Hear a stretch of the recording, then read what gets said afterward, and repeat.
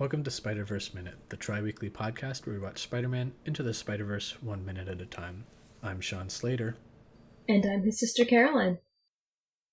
And today we start minute 47 with Peter typing like an old man on the keyboard and ending a minute later with Miles being heard as he falls in the vent. I have titled this minute. What are you doing, Miles? Yeah.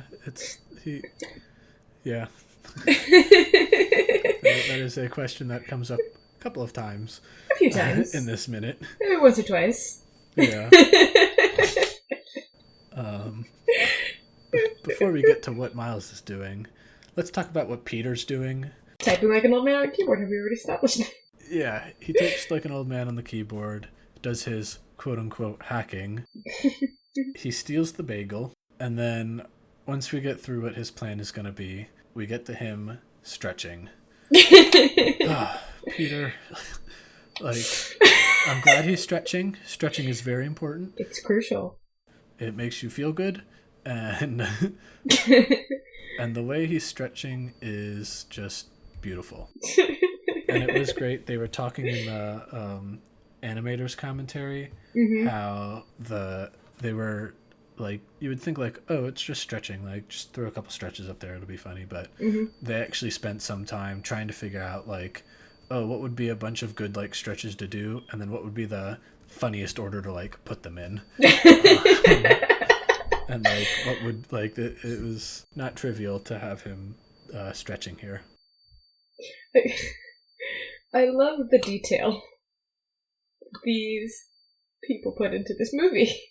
Yeah. Like, it's amazing. Like, just things like you wouldn't think of, like, well, what stretches would make sense? Okay. How can we make that funny? Yeah. And they do. I also love how, like, while he's stretching in the background, Miles is putting the stuff in his book bag. Yeah, he's putting his hobo clothing in the backpack. It's like, don't worry, man. I got your stuff. And also, so one of the things while he was also stretching was at an early point in the animation, like before it was done, Peter didn't have any toes. He just had like, blocks for feet kind of thing. Yeah. Like, but like his feet just kind of came to an end, and that was it. And one of the animation director, he was I forget his name, but he was like, he kept asking like, "What, we are gonna put toes on him, right? Like, he's gonna get toes, right?" Like, he was a bit worried about that there for a moment. That sounds like something I would do. Like, Yeah.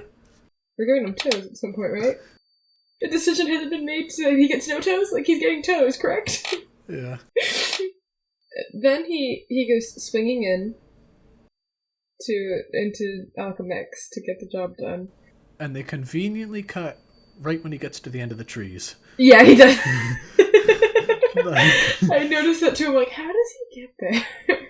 I'm like thinking, I'm like, okay, he still has trees, but how does he get there when he's run out of trees? And they cut away before he gets there. I'm like, hold on a second. Yeah. Smart of them. You don't have to worry about figuring how he gets there if you can't see him getting there. Yeah. But probably my favorite delivery. Yours was the, you're gonna be a terrible teacher. This might be my favorite delivery from Miles, which is, why did I get stuck with the janky old broke hobo Spider-Man? Yeah. Like, there's something in those string of those words that continues to make me laugh. There's something about the way it's delivered that is so relatable. And then his just like punching the rock and it breaking, he's like, oh, that's new. He's very casual, like, that's new. Like, he's unfazed by it anymore. Yeah. It's fantastic. Quality few seconds right there. And then the tone shifts. Yeah, and then we see the big black sedan pull up, and Tombstone comes out of the driver's side. Tombstone steps out of the car, and Kingpin magically materializes outside of the car. We don't see Kingpin step outside of the car. He's just out of the car already. Yeah, he's also like, when you look at him standing outside of the car, there's no way he would fit in that car with the shape he is at that point. Mm-mm. And that was a deliberate choice that they made, where they didn't feel like having to figure out how to get him to gracefully step out of the car. Instead, they just had him like, oh, he's already stepped out of it. He's We out. don't have to see it. Yeah, that's funny. And I like how they show like Miles is still afraid of him, Mm-hmm. which is nice. Like he still sees it and he still gets scared, and it's just this small like bit of fear, and then he's like, okay, I gotta tighten the belt buckle and just get to work. Yeah, it's a great sequence because there's a few moments here that I really want to talk about, even if it's very brief, because I love what the animators did here. The first is when he sees Kingpin and he immediately crunches back down behind the rock, like hiding. And his eyes, you can see the terror in his eyes. They're wide, like he's scared. And then there's two quick, kind of deep, but also kind of shallow breaths. Like, I couldn't tell if they were shallow or more deep, in my opinion. But they were two very quick breaths. And I remember talking about an earlier alternate scene where Miles pretty much has a panic attack. And I like how they kind of hint at he might be getting one here. Yeah. A little bit. Like, just two very quick, and having that got in my head watching this minute, I'm like, oh, like, that's a really clever way of showing, like, he's about to panic, but then that quick of determination is like, no, I'm gonna do something. Yeah, and he's gotta, like, quickly find a way to manage that attack and make sure that it doesn't get too advanced to the point where he's not able to do anything. Yeah, and then it gets a little funny. Yeah. And by little, I mean very. Of Miles just running behind these two guards. Yes, all the way up in the hill. Frantically. And you just see thought bubbles popping up behind them with the what am I doing? What am I doing? What am I doing? Yeah, and I love how they just stay there and they linger there and like they slowly float up too. Like they move ever so slightly up, which I also love. Yeah. I will say it did, watching this, what am I doing? What am I doing? Reminded me a lot of, at first I was going to say it kind of mirrored it, but it really doesn't. It is very much of a minute, it reminded me a lot of minute 24, when Miles is seeing Peter fight Green Goblin, and he goes, I should go up there and help him. What am I saying? I should not do that. Yeah, and this is a great evolution of that, like, realization of his, like, he's like, at first, it's kind of the inverse here, where he's like, I shouldn't go and try to help him. There's like, no, I have to go and help him now. And we find out kind of why he, like, what changed between then and now in the next minute. In the next minute, I can't wait to talk about that, because I have a few things I want to talk about there, but we'll get to that. And it was just very cool, because it almost shows sort of like that Miles isn't completely like, no, I can do this. He is still panicking. Yeah.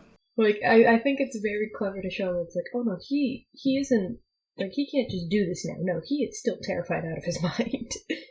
Which I think was very smart. Because not only is it funny, it's also very appropriate for where he's at right now. It's not like, well, he gets random sudden bursts of bravery. It's like, no, he is still terrified. He's still scared. He still has no idea what he's doing. He's just not going to sit by and do nothing this time. I mean, he still gets bursts of bravery. Oh, but yeah. It's not permanent. Like, he doesn't, it's not a switch that is flipped where he suddenly goes from scaredy cat to brave cat. I guess what I'm trying to say is, like, it feels very realistic with him, where there are sometimes, I can't think of any instances, but, like, sometimes characters will just make complete 180s, you know what I mean? Yeah. Where it's like, no, they're a scaredy cat, but then they can do this really cool, brave thing, but they're a scaredy cat, and you don't see that panic in them. Where here, Miles isn't doing a 180, he's like, no, I'm gonna do this, and that's his burst of bravery, but he's still scared out of his mind. He's still questioning, like, why am I doing this? What is going on? What am I doing? What makes me think this is okay? Like, he is still very scared about doing it. He's just going with it. And I think that's more impactful in a way. Because it shows that, like, you can still be scared and do something. Like, it's okay. Yeah, I agree with everything just said. The last thing I want to bring up, the music of this sequence.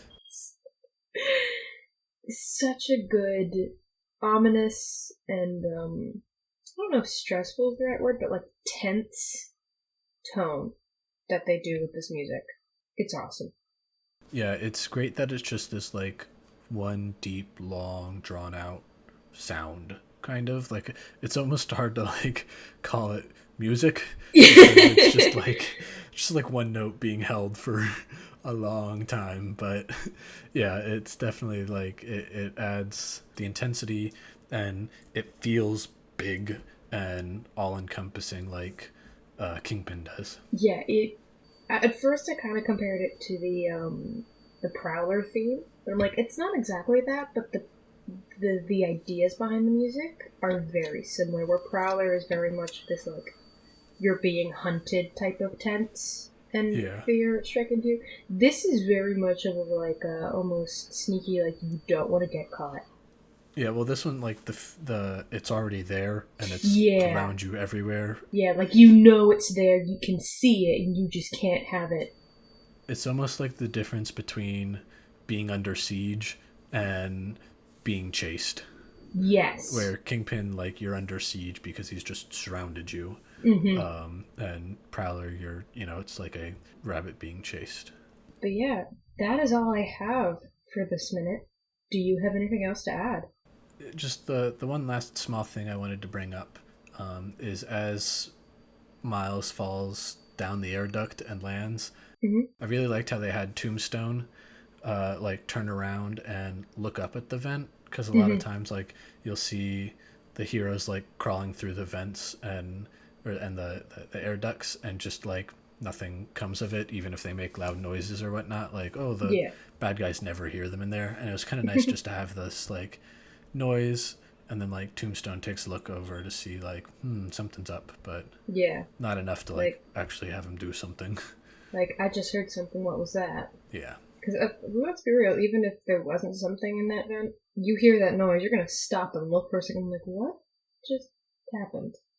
And that was your last note. Yep, that's all I had for this minute. Awesome. Thank you all for listening once again, and we will see you Friday to talk about minute 48. See you next time. Bye.